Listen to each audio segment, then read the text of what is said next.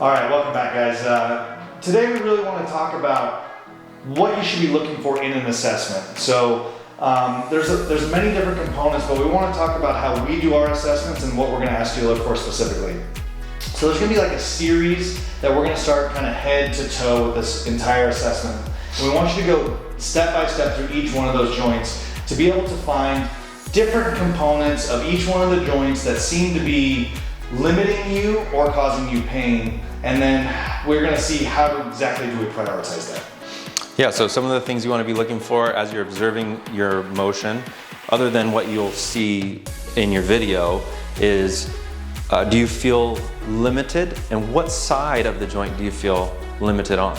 So if we're moving the neck, once again, if this is closing angle side, we're moving toward the right side, this is called closing angle joint problem. If we felt a stretch on the opposite side, that would be fine, that's ideal. It might be tight and it might be limiting, but it's not joint specific. When we have joint specific problems, we want to note that because we might have to address it in a different way as with a typical stretch. So with a shoulder, for example, it would be moving up all the way and we feel the top part, the tissues that are shortening, not the tissues that are lengthening.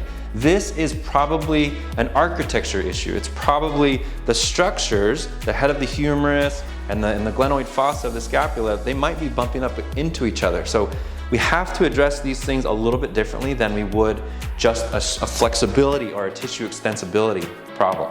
And those would be a priority. Those would be a priority, and those will also limit how far we go with our daily routine, how far we go with our CARS assessment even. So when we get into the CARS assessment and you feel that closing angle problem, you don't need to go into that. That's the pain. We want to avoid the pain and make sure you're giving yourself as much movement as you can without getting into that.